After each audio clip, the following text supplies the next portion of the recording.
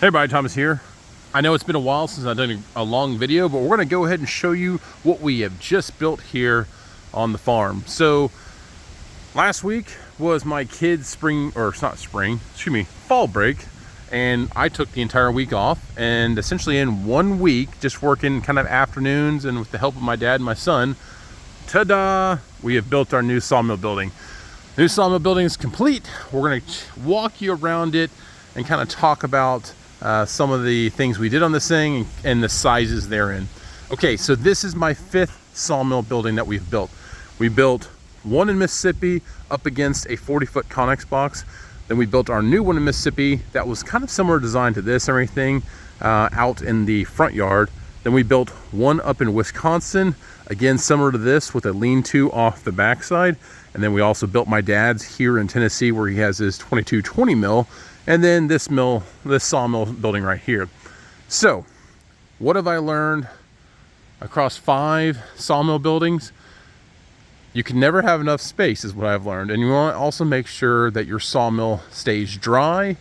And just so happens we had a huge rainstorm, massive winds, everything come through yesterday. And I can see where my dry spots are, where I need to work on. And it's actually worked out perfectly. We were rushing to get the metal on before all the rain came yesterday. Well, we succeeded. The building withstood 40-50 mile an hour winds last night, so I'm very happy about that. But again, let's go over what we have. So first things first, the actual layout of the sawmill building, what I have found works really well for me is I typically have a section on the back where I have the controls and everything, and I want to have myself as close to center that I can. So on the back side here, we have essentially a 14 by 14 box. We got 14 foot wide this way, and we have 14 foot from the front to the back. The front to the back 14 foot is inside post to inside post. On the outside, or on the front face here, it's actually about to the outside. So really, and let's get a little bit more technical here. It's 14 on the inside. It's probably about 12 foot between this post right here. And as you can see, my control station is really close to being in the center there. So if it was raining, if it was sunny and like heat of the summer and everything, the morning time as I'm on my controls, you can see right now where my covered up controls are, I would be getting morning sun. What I might do is come back here and maybe put a couple more boards across here just to give me a little more cover from that baking sun. But also during the summertime, the sun's going to be a little more that direction, so I won't get as much. I will get it in the morning time, but come noontime, I will be fully under shade there, and if it rains, my feet will be dry. As you can see, dry spot beneath it. I do have a low spot here. I'll have to fix that. That's all good. We'll work on that here in a bit. Okay, so 14 foot wide, 12 foot between the posts there. Then we come to this section here. This is the important thing. So on my building in Mississippi, I think my opening was 20 foot. This sawmill here will cut 21 foot.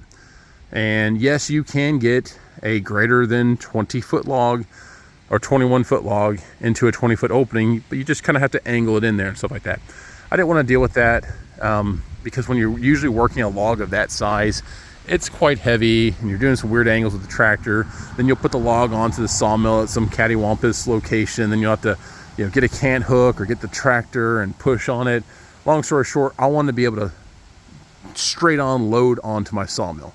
Now, once I get the saw head back, the saw head is going to be even with about my post right here. So once she's fully back, it'll probably be the turn knob's going to be just slightly forward of the post there, which is good. You don't really want your saw head beyond that post there. Again, if you're loading a big log, that's just another obstacle that's in your way. So again, my saw head where the tensioning bolt or tensioner is right here, it's going to be just slightly ahead of this post. And on this side over here, look at that, I've got like probably about a foot or so there. So my opening in the front here is 22.5 foot. 22.5 foot. That gives me about a 1.5 foot to work with because this sawmill will cut 21 foot. I can easily get a large log into there. Now, spanning a 20 2-foot distance is difficult. The poplar that we have up on here is mostly all 2x8s. The 2x8s on here were cut on my dad's sawmill because his sawmill would cut 24 foot, but we have modified it to cut 25 foot. But again, we didn't happen to have any 25 footers sitting around. We did have some 22.5 footers. So we went ahead and used what we had and got those cut up a couple months ago, actually, because I've been wanting to build this for a while. My header that goes across here, again, very, very different building here in Tennessee than what we would have done up in Wisconsin. In Wisconsin, I used doubled up 2x12s up there, and I really had to make sure that everything was going to be strong enough for snow loads of up to 18, 24 inches, whatever that may be. Here in Tennessee, snow load 6, 8 inches tops. So it's a little bit different building than what we would have done up in Wisconsin. And that works out really well for me because it's easier to work with smaller stuff when you're 14 feet up in the air. So what we ended up doing is essentially I have 4 2x8s that are up there, all out of poplar. I have my outside board, which is a 22.5 footer. Then I have a sandwiched in middle board. So that board right there, that's a 22.5 footer right there. It extends in to about right here to the middle. Then I've got a gap section. Then I have a section on this side right here that extends out almost like a cantilever on this side as well. And then I have a full board on the back side of that. So I know that sounds weird, but again, when you're working with what you got, you gotta work with what you got. So you see we've got 3 boards here. Scroll to the left. Then we have our gap section right here. This helps to reduce some of the weight and everything, but I still have the 2x8 on the forward and aft side. And then I have 3 of them sandwiched in there. Now I've gone through, I haven't completed everything yet, but I've gone through and started putting my big lag bolts through those. They've got nails all through them right now. I can put those big lags through there, tighten everything together. But the intention was reduce the weight in the center as best we can without sacrificing too much strength. And on my end pieces, having them to be essentially cantilevered. So I have a board that extends out beyond the post on that side and beyond the post on this side to help as much as we can. I am also going to come back and do some diagonal bracing.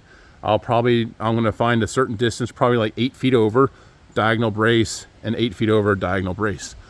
That will help to shorten that distance. So instead of being a realized 22 feet wide or whatever it is, it's going to be something like 16 feet. So, and that's definitely doable. So yeah, that is something we'll be working on maybe this afternoon. Depends on what we got going on. Again, everything right now, this is, we put it up quickly. I still have a few finishing things here and there, like the blocking like I have on this post right here. I've got a little more blocking I'm going to do on here. I'll add more blocking around everything. I've got big lag bolts that go through all my main structures. And then my cross members. So everything is pretty much 2x8s. There's a couple 2x6s, but most everything's 2x8s. I've got 2x8 pine there. Got 2x8 pine there on either side and 2x8 pine over there. I wanted to use my longleaf pine as my cross members because those are supporting the most weight.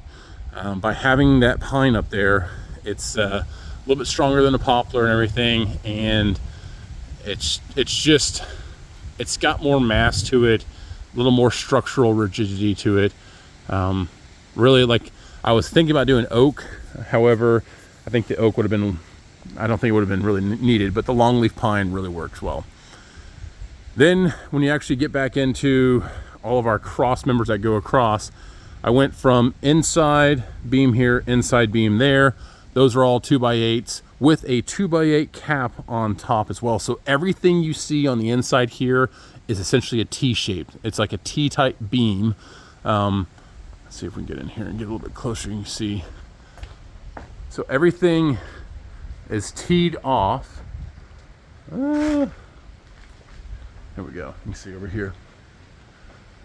So yeah, everything's gonna have, you know, a 2x8 that runs this way, and then like a 2x8 either on top or a 2x6 or something like that that runs on top.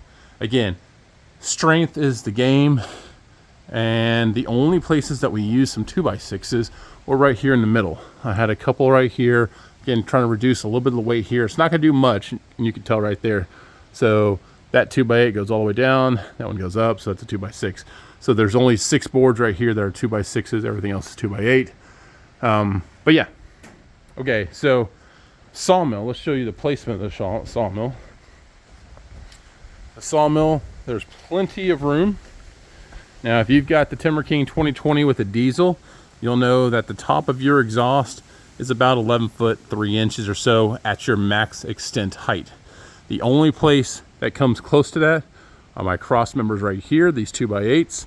I'm within about 2 inches or so on my exhaust on the far extreme there, but it's only for like maybe the 6-inch section. So if I bring the sawmill just a little more forward, it won't even be an issue.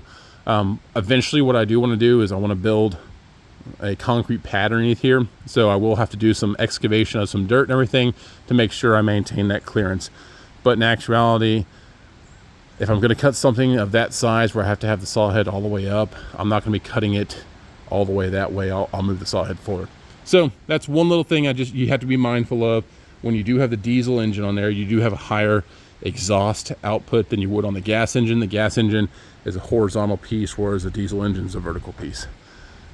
But overall though, like I was saying, I've got plenty of room around that sawmill. We had that massive rain. I could see all my dry spots. I do have a low spot right here, which some water went that way. So I'm gonna fill in some dirt here. I have a low spot over there. I'll fill in some dirt there. Other than that, sawmill was bone dry this morning. So very, very happy about that. Also, with every sawmill building I do, I like to have storage for my tractor. I can't tell you how important it is to have the tractor close by to the sawmill for me. And by having it set up the way I have here, if whenever I have sawdust or anything that I need to clear out, I can easily just pull the tractor forward, the box blade, and gently scrape away. Initially, I was going to put a wood post into the ground here, a couple wood posts, but I was moving a conex box from my other property here. My buddy's like, why don't you just use a conex box to go to your lean-to? I'm like, yeah, I've done that before. Why not? That's a big 6,000 pound object that I can brace to and everything. And it actually works out really well because I can also keep some of my tools and everything inside there and be able to lock them up. So went ahead and moved the conex box over here as well. One thing I can tell you right now, so as you see, I have this wet spot right here. I'm dry over there. I'm probably gonna put probably 2 more posts in the ground here and extend out that wall this way. Again, keeping everything dry around your sawmill is pretty nice. Once you start getting wet, mucky, nasty sawdust, it just tends to hold that moisture. Sawdust holds moisture for a very long time. It takes a long time to break down if you're not cleaning it out. So I don't think it's gonna be a bad idea. Well, we'll just go ahead and continue to extend out this little lean-to section here and go from there. The moving of this conex box was an absolute pain in the butt because we used it on my trailer, which is not like my dad's trailer. On my trailer, the ramps will actually dig into the ground if you try to pull forward. So I have giant holes here. But lessons learned. We learned a lot. Last time we unloaded this using my dad's trailer, it was really easy. My trailer, not so much, because again, the ramps as you pull forward will dig into the ground to lock in place. So we learned our lesson. We got it off though. I didn't damage the conex box too much. I hit it a little bit with the box blade, not in fits of rage, but just as motivational strikes of enhancement.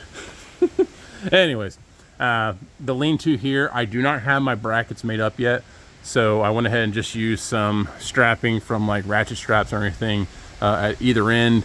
But I have a 3x8 beam there with a 2x8 on the back side, kind of like an L-shaped bracket. I'm going to come back in and weld on some metal pieces here and then secure them to that 3x8 and probably even up further. Maybe I'll just have a bracket that goes welded on here, hits the 3x8 and hits rafter to make sure I have a very strong connection there. The metal here is all used metal. This is metal that I got up in Wisconsin. So if you're on a farm, you always have some of that scrap metal just sitting around. It worked out perfectly. All my ends on the conex box side are nice and straight. Over here, I just went ahead and extended them up in there. Really not too worried about it. I do have one section right there where I had my short piece, and I did get a little bit of water there last night, so I'll go in there, put some flashing up just for some blow-in. Again, we are 14 foot to the inside of these posts inside here. The metal I have on top is actually 18 foot. So I have about a foot overhang on the front, and then I have about I don't know, almost a foot and a half overhang on the back here. Again, very happy with my overhangs, because as you can tell by all my water line right here, you can see where the water's dropping. It's gonna continue to roll down this hill here. I just have to build up some more over here, and it's a soupy wet mess right now as I continue to try to slip it and bust my butt. But again, overall, I hope some of y'all found this kind of interesting. This is my 5th sawmill building. They're all very similar, and each one I like to think that I get better with each build. Again, we're not worried about a snow load here. 6 to 8 inches is about our maximum amount. Wind is a thing that we've had to worry about. Our wind, so that direction right there is the west, northwest, or about like there's northwest. That's where most of our storm's going to come from. I'm secured with the conex box on that side. That helps give some rigidity there.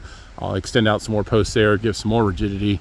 And the way that everything is connected, I've got big lag screws into pretty much everything. I've got a few more blocking things I got to do on this side and a few more braces, but I do also have all those trees there that do help as a windbreak.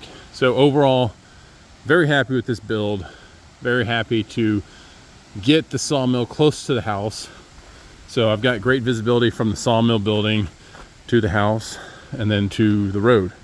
So I can see everything from my control station, and my control station will be nice and dry, and it'll be shielded from the sun. Also, my tongue is going to be covered from elements as well. As you can see, the building extends out beyond it, which is nice. And I also oriented the sawmill in such a way that it's going to be very difficult if anyone was to try to mess with it. Unfortunately, the day and age we live in, knock on wood, hopefully no one ever tries to steal anything out here. But if so, I can easily, well, what I'm actually thinking about doing right now is coming back here, putting a couple boards and stuff across here, because I don't intend to move the sawmill very often. And if I move the sawmill, I'll use a tractor to move it in and out. But just getting it in place with the truck was a bit of a challenge. But I actually wanted it that way, again, to prevent anyone from trying to take advantage and try to steal the sawmill, because it is within visible sight of the road. But again, we'll get a lock on there, and we do have the area fenced in, and we have our 3 guard puppies on duty all the time. But again, if you have any questions or comments, please let me know. I'll put the description in the description below, kind of like the sizes of this. Again, rough dimensions are, it's about 22.5 foot opening here, about a 12 foot opening there, and then the width of the sawmill inside post to inside post is 14 feet. So plenty of room for activities when running in a sawmill, getting logs on and off, getting your boards on and off. I'm not going to wall in the backside there, because if I ever want to use my drag back system, I can now do that on this building because I'm not putting a wall back there. So I'll be able to put a trailer directly behind there and do that. And on the front side, like I said, we'll probably put up a couple boards here, and some of my first cut scrap wood and everything. I intend to put up a wood wall here as well, to kind of act as a noise deflector. Sawmill's not super loud and everything with the diesel motor, but there is kind of a high pitched tune to it, and I don't want to annoy the neighbors with that. In Wisconsin, we did something similar, and the neighbor said, yeah, we can hear you over there, but it sounds kind of muffled. So I try to be considerate of the neighbors and everything, and make sure that everyone's happy and all that good stuff. So, all right, we'll see you around. Please like, subscribe, and talk to you later. Thanks.